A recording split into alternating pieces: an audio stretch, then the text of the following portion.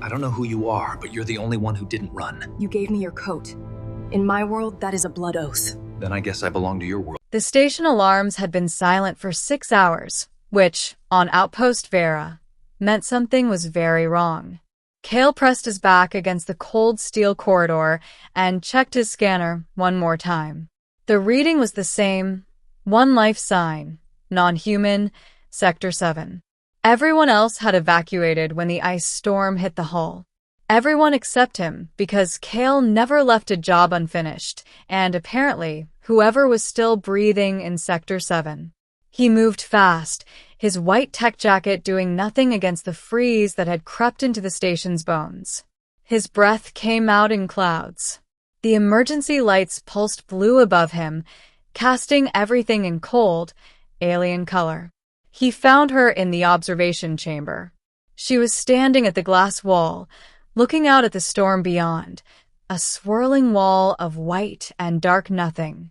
She was tall, impossibly still, with long platinum hair that fell to her waist and skin the color of deep ocean water. Blue. Purely, beautifully blue. She wore a brown leather jacket, a human jacket, he noticed, covered in ice crystals that had formed on her shoulders like armor. She didn't turn when he entered. The evacuation signal went out 2 hours ago, Kael said, keeping his voice steady. I know, she replied. Her voice was low, precise, like each word had been chosen carefully from a very short list. Then why are you still here? She turned then, and he saw her face fully for the first time. Violet eyes. Not human violet, deeper, older, like the color of space between galaxies. She looked at him the way someone looks at a question they weren't expecting. Because this is the last place I saw my ship, she said. Before they destroyed it. Kael didn't respond immediately. He was running the math, a blue-skinned woman, a destroyed ship, a station that had mysteriously lost power on a night when the ice storm was bad enough to ground every human vessel within 40 sectors. He was beginning to understand that he had walked into something much larger than a routine systems check. Who are you? He asked. Serae, she said. Commander Serae of the Veil Collective. And you are in danger by standing next to me. I'll manage, he said. A sound, distant but unmistakable, rolled through the corridor behind him. Boots. Armored boots. Many of them. Serae's eyes flicked to the door. For the first time, something moved in her expression. Not fear exactly, but calculation. She was counting seconds, measuring odds. They tracked the signal from my jacket, she said quietly, looking down at the brown leather on her shoulders. I should have left it outside. Take it off then, Kael said. It belonged to someone I lost, she replied, and her voice didn't change, but something in her eyes did, briefly, like a light switched on and off in a dark room. The boots were getting closer. Kael did the thing he would later be completely unable to explain rationally. He pulled off his white tech jacket, the one with his clearance badge, his station ID, the AirCorp logo on the chest, and held it out to her. Put this on, he said. It'll scramble their bioscan. Station-issued tech has a suppression field built in. They won't be able to separate your signal from the background noise. She stared at the jacket, then at him. You'll be cold, she said. You'll be caught, he replied. Another beat of silence. Then she took it. She pulled it on over the leather jacket, and something shifted in the air between them, something that neither of them named, because there was no time. He led her through maintenance corridors he had memorized over 3 years of posting at Vera.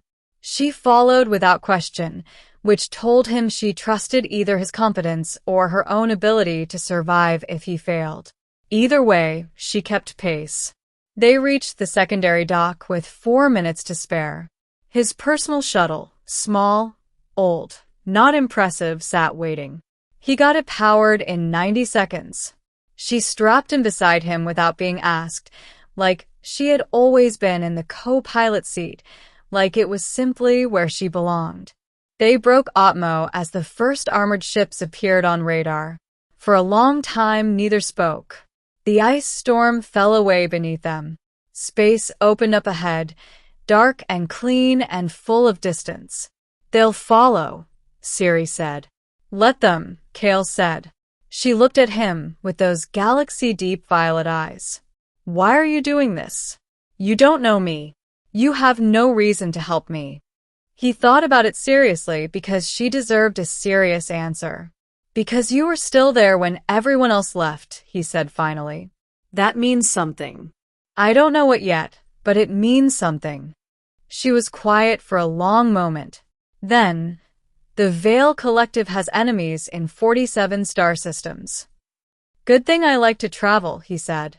The corner of her mouth moved, barely, just the smallest shift of her lips. But he saw it, and it was the most honest thing he had witnessed in years. She reached across and touched the badge on his jacket, still on her shoulders, tracing the AirCorp logo with one blue fingertip. Kael, she said, reading his name from the badge. You gave me your coat. I did, he agreed.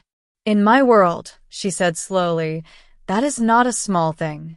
He glanced at her. What does it mean in your world? She met his eyes. And this time, she let him see all the way and past the calculation, past the careful words, past the commander who had survived 47 enemies and a destroyed ship. It means, she said quietly, that now you belong to it. The stars stretched ahead of them, infinite unknown, and suddenly full of something that felt a great deal like beginning. Kael set the autopilot and smiled.